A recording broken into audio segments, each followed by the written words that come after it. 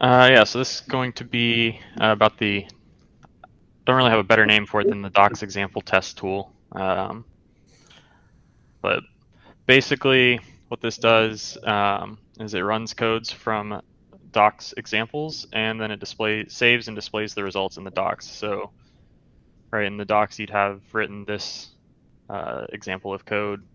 It essentially opens a new code studio, runs it in this code studio, takes anything that would be opened by default, like so tables and in the future plots, um, serializes this data in such a way that it can be replayed or restored, and then it'll inject this table into the docs. So you don't need to take screenshots anymore. Um, so really, there's like two parts to this tool. The first is the one that takes the snapshots. So this extracts the code blocks from the source code, um, and then it will pull the latest Deephaven Docker images for you with the examples included. So whatever your code examples are, need to run with the base Deephaven with Docker, or Deephaven Docker image with examples, and then it'll. So we may need to change that shortly. Okay. JJ's working on some examples with AI stuff, and we're going to have a Mhm. separate image with that stuff baked in. Okay. So Yeah, it should be pretty easy to change whatever Docker image we're running it against. I just copied the Docker Compose and it's living in the docs repo, so we can adjust it to whatever we need it to.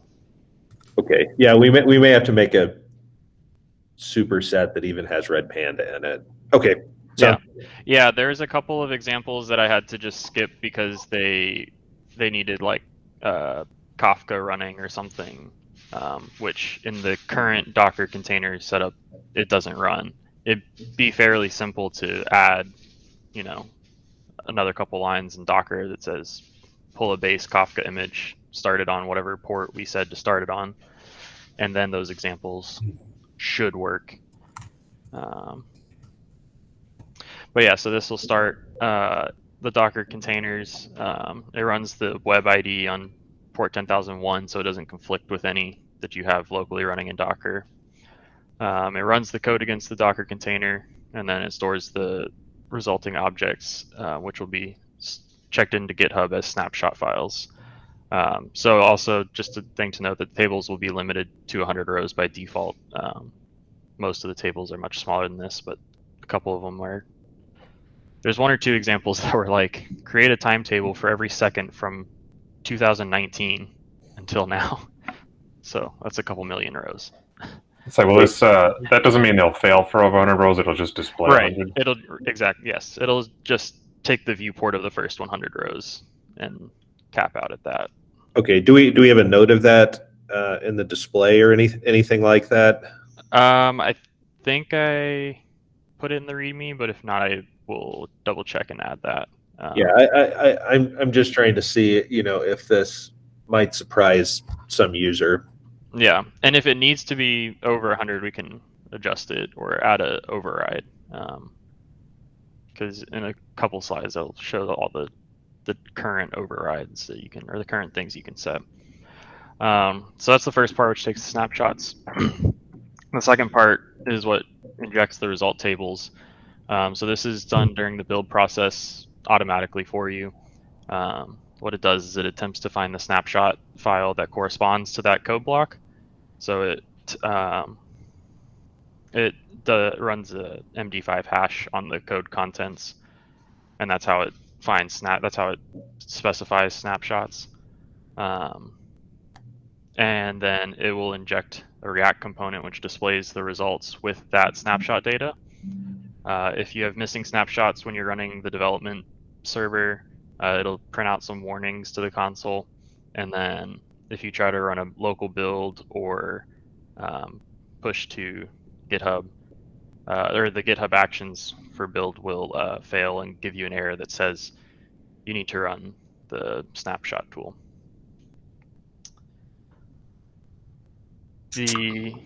So the default behavior is, this is if you just have a code block without any sort of meta tag. So it'll run any Python or Groovy code blocks by default.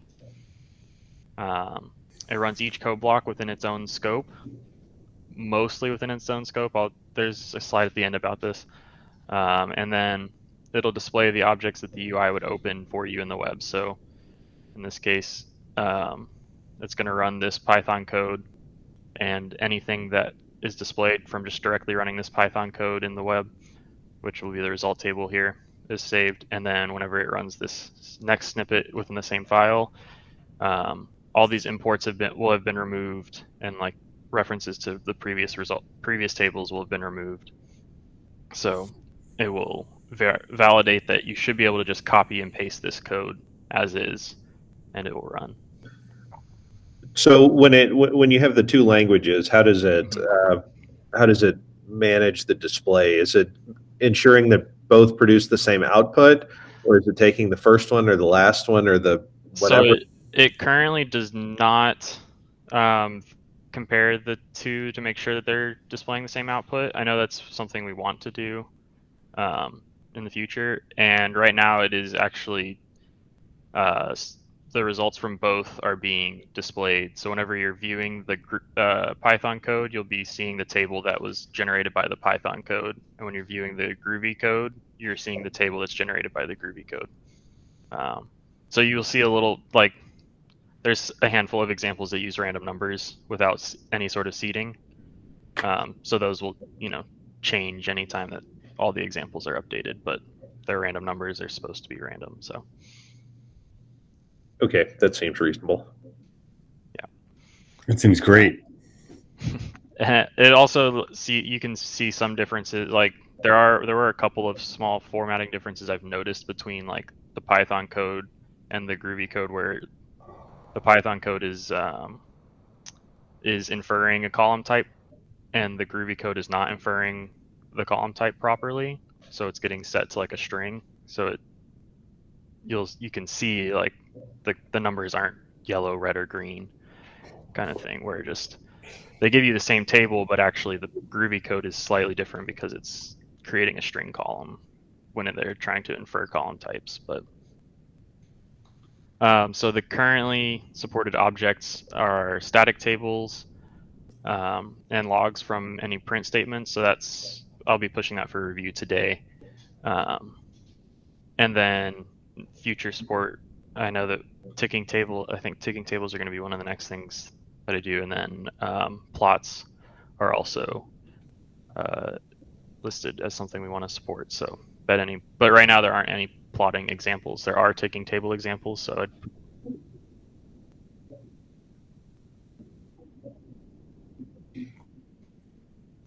mm-hmm.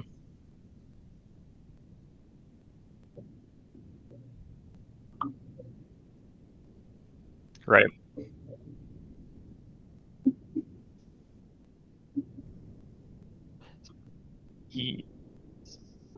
Right now, yes and no. So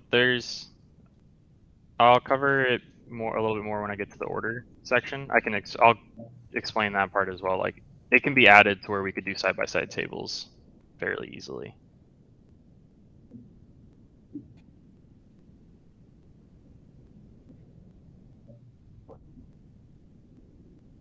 Right. No, it should be fairly easy, and I'll explain that when I get there. But yeah, so ticking tables and plots, and so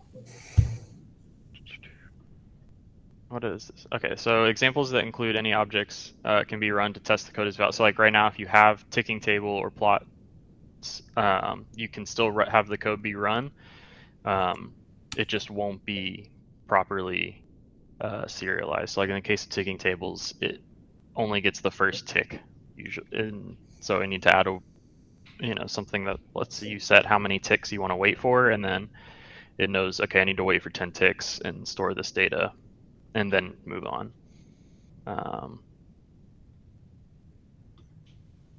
So I'll cover. So there's couple of different meta tags that you can add to the code block. So the first is skip test. If you add this meta tag, then it indicates that the code block is not runnable or should not be run. So most of these are like at the top of a lot of the reference pages. There's like what's on the right here, where it's just an example, the example syntax. If you try to run this as is, it's not going to run, right? It's going to fail. So you can just, and it should never run with this exact these two lines on their own. So you just skip test on that. The other on the left is another example of like, this is an example use of a Parquet read table, because see this path here is imaginary. It doesn't actually exist. So the skip test is only required if it's a Python or Groovy block that you don't want to run, because those are the only two languages that are run. So all other languages will be just skipped automatically. So there's some Bash or other things in there, and it doesn't care about those code blocks.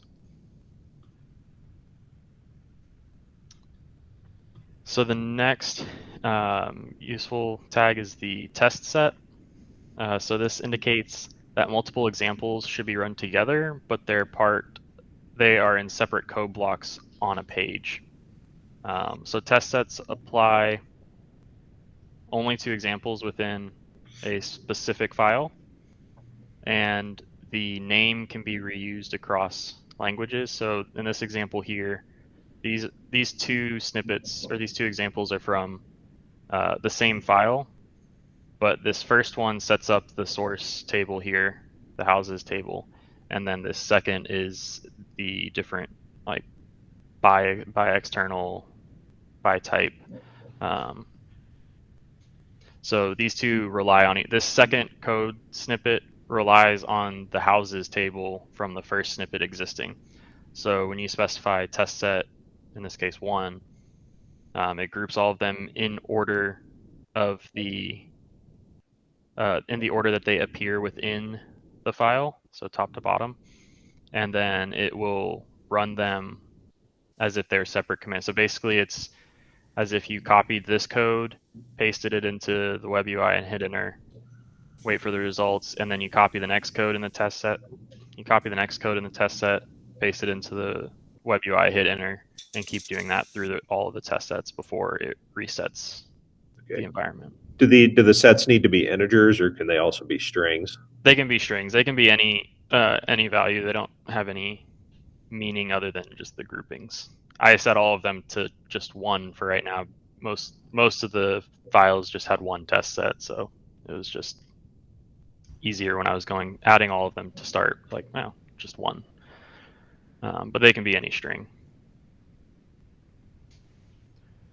So I mentioned some of this on the last slide, but the test sets of this same name but in different files don't conflict with each other, so you can reuse the test set 1 across different files. You can also reuse test set names for different languages within the same file, which is why here I had both the Python and Groovy had test set 1. It'll generate 2 separate files, one for the Python test set and one for the Groovy test set. And then the name right now has no meaning outside of grouping for the tool. And as I said, the names I put in so far are just 1, 2, or 3, just for ease of doing a bunch of them at once. But in some bigger files, it might make more sense to have more descriptive names if you have several test sets within an example or within a specific file. And in the future, actually, this is something that I was thinking we might be able to use to indicate in the docs somehow, to add some sort of little indicator that these snippets are to be run together, or like that this relies on the previous snippet. For the most part, it's pretty clear, like whenever you have a 1-line snippet, but sometimes you get, someone reads a couple paragraphs and then arrives at this on the right here, this example, and doesn't realize that they needed to run the example before it for this code to work properly. But that was just an idea that I had. So another tag is the order tag. So this tag defines the order of these the objects displayed in tabs. So when you have multiple tables, it's going to open like they would open in the web UI, where you have one tab per table, and each in the docs right now, each table is going to be the full width of the content area, and then really this is only needed if you have multiple tables that are displayed, because the order isn't guaranteed from the engine. We thought it was, but it's not. So like in this case, if you run this code here, left, right, result, it returns like right, result, left is like the order that the tables are returned for some reason. So is there a way to set the highlighted tab? There isn't, but that's a good thing that we could add. Would be like the default tab. By default right now, it's the first tab. Yeah, and I'm just saying that because there's kind of a logical order, but then a lot of times the one you want highlighted is the last one. Like here, right? You may want result highlighted. Right. Okay. Yeah, I can add that or file a ticket for it to add it, because it shouldn't be too hard to add. Mm-hmm.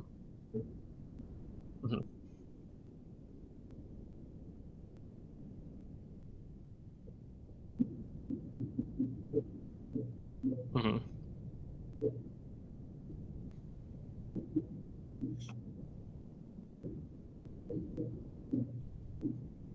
Yes, you would. They're just space separated. So yeah, so Python space test set equals 1 space order equals left, right, result.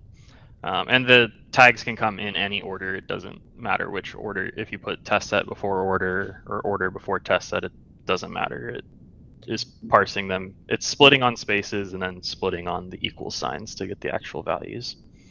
Yeah. So Margaret, once we get the highlight option, I think you need to go through all the tables or all the output and pick which one to highlight.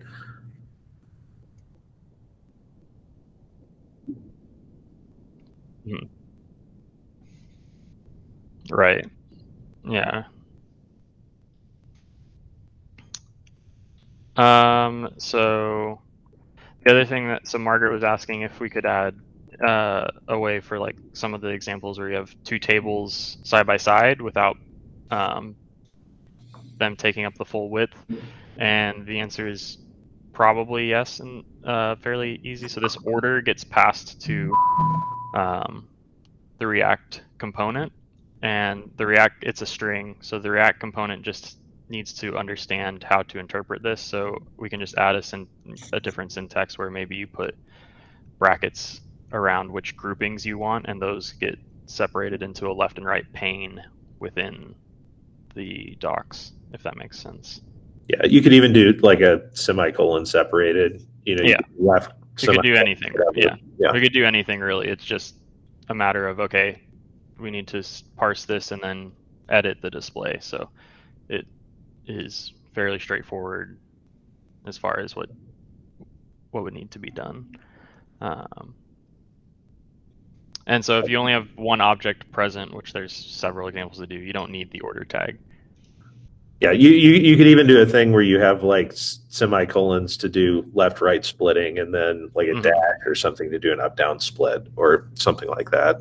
Yeah, we could add basically anything we wanted, as long as it can be parsed from a string and we know what the string syntax is. So you can also use the order tag to hide objects. So if the order tag is specified, then only the objects in the order string are displayed. So in this is an example case of this for loop, right? The new result table we don't really care about because it's changing every iteration of this loop. So you just get the last iteration of that small table. The result is the only table that we care about displaying.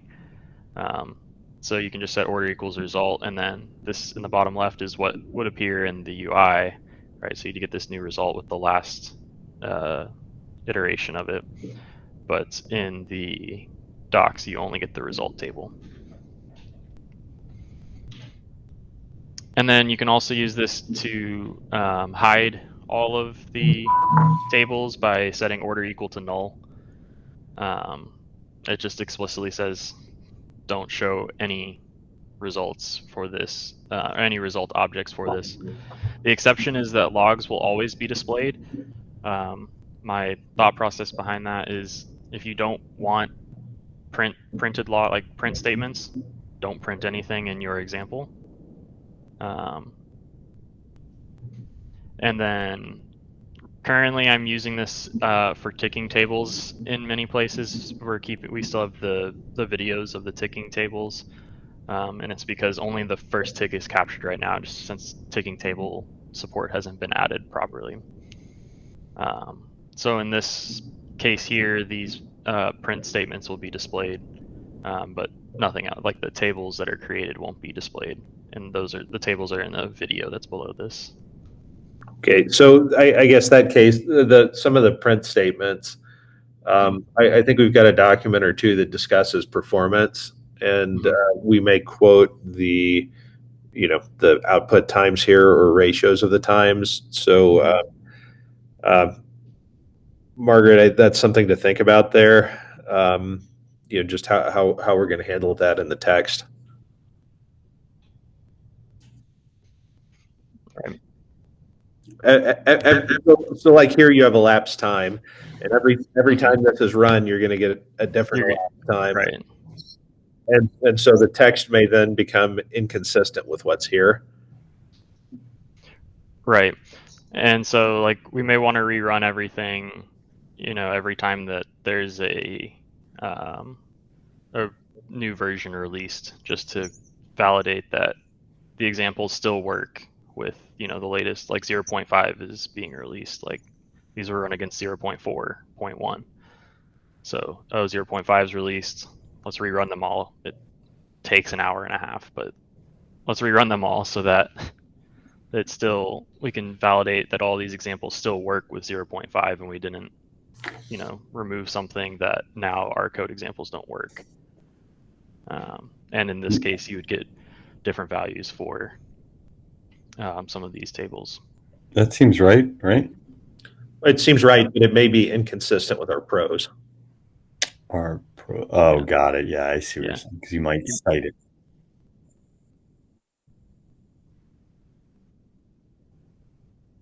Yes, but this is not a failure condition. It's just this is the performance one. Yeah, the performance numbers. Yeah. Yeah, but so that I was saying that's when they will get rerun. They will get rerun even if this code doesn't change because of something like that, where we update to a new version of the engine and we want to make sure everything works.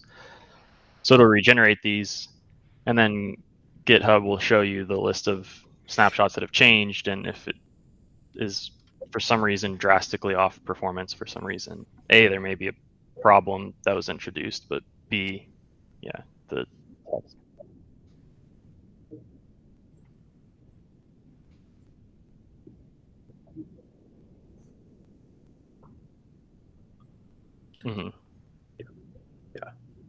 Yeah, but we may want just a nightly job that runs everything, just for sanity. Okay. So there's also this ticking table tag I've been adding. It's really just a placeholder right now so that once I add support for ticking tables, it's easy to go find all the ticking tables and update those. So it'll probably change to something like ticks equals 10 or ticks equals however many ticks you want for that table, which will tell the tool, okay, listen for this many ticks, and then you can stop. You may also want to just have the ability to specify 30 seconds or something like that. Yeah. So, this is just a placeholder right now, just to make it easy to find them in the future. So running the snapshot tool is an npm script. So you do npm run update snapshots. The error message in GitHub Actions will tell you need to run npm update snapshots. And then you'll also get warnings in the console from the dev server that says you need to run this, but it won't prevent your docs from running in development mode. You just won't see the tables for code examples that don't have snapshots because there's nothing for it to inject. And then at the end, you'll see this, like, if it created X amount of snapshots, it deletes old snapshots once it's run through everything based on which hashes it's found and which it didn't need to use, and then how many it skipped. So Okay, is there a way to force run everything? For example, when we do a release. I can add a flag for it. Right now, it's just Okay. remove the snapshots folder and run the tool, because it scans the snapshots folder. The snapshots folder is committed to GitHub, and then it scans that folder to start, and that's how it determines what to skip. Okay, yeah, I think a flag would be useful. Yeah, I can definitely add a flag, because that would be the better thing to do.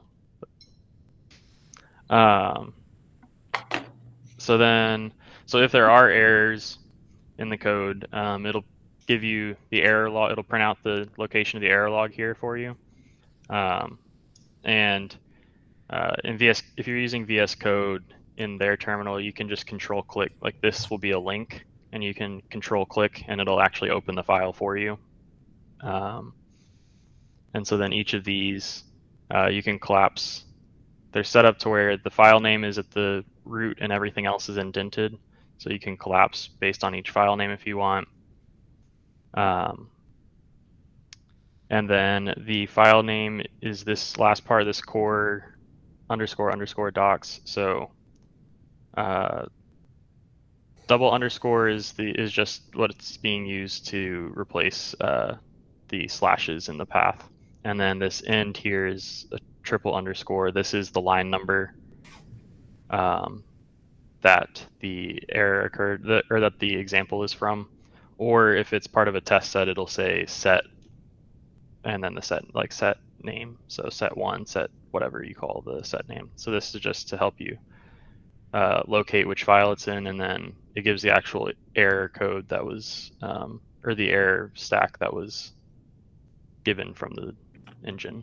So what is a failure model? Does it run through everything and print stuff out, or does it stop as soon as it fails? It runs through everything and then prints stuff out.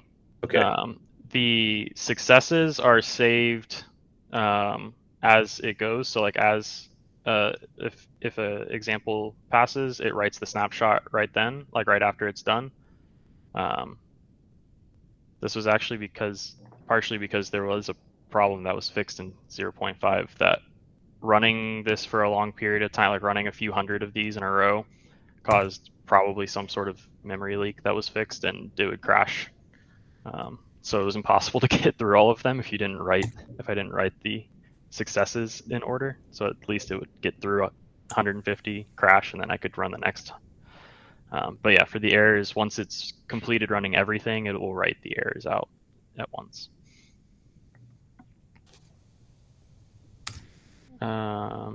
And then, so this is one quirk I've noticed, and I actually put it in it'll print it out at the end of the tool if there's nothing that's changed. But code comments that end with, that are HTML comments, have to end with 2 hyphens, which is the spec for HTML comments, not 3 hyphens. There's been a couple that are 3 hyphens. It's something to do with the parser. Docusaurus uses multi-stage parsing and a bunch of other stuff. So when it tries to inject it, it will find the code block properly. But when the tool that I wrote, which doesn't use all of Docusaurus's parsing stack, just because I wasn't really sure how I would hook into their stack directly just for this tool, it basically it doesn't find the proper end tag, I guess, for the comment, so it thinks the entire rest of the file is a single string, like a single HTML node. So it'll tell you, though, if you try to do a build or start, and you have 3 hyphens somewhere above a code block, it will tell you that there's a missing snapshot. when you go to run the snapshot tool, it will tell you that nothing was generated, like it didn't need to update anything. You should check if you have 3 hyphens if you're expecting it to create something. I think there's a possible way I can fix this. It requires some editing of a good chunk of the code, like using a different parser, which changes a little bit of the data that, or changes the structure that the tree is in that it gives me. But yeah, so use 2 hyphens, which is the spec for HTML tags, not 3.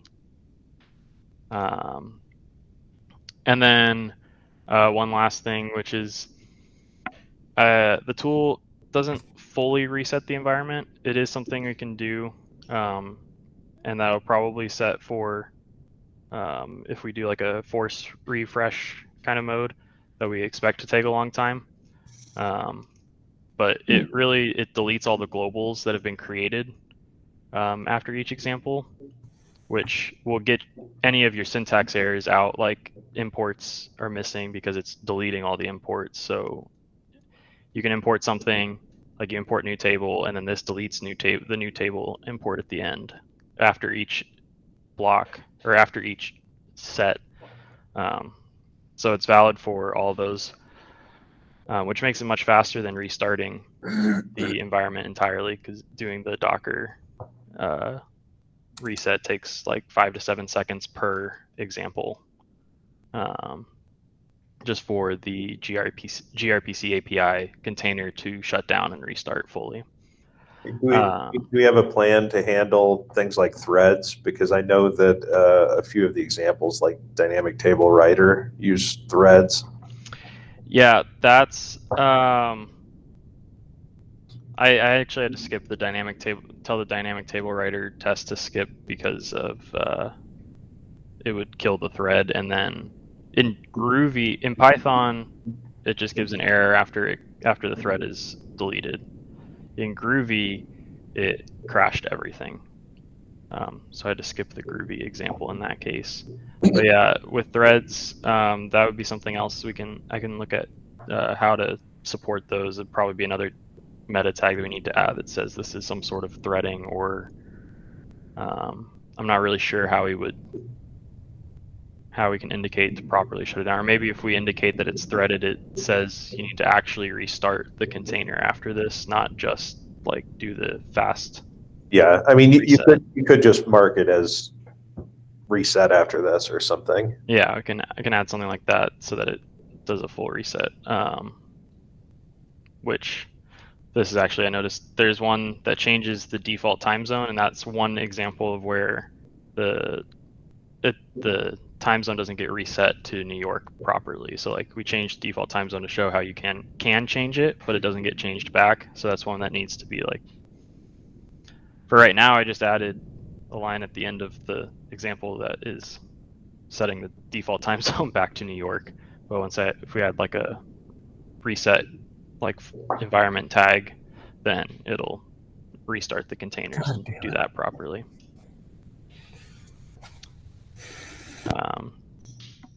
And yeah, that is all that I've got.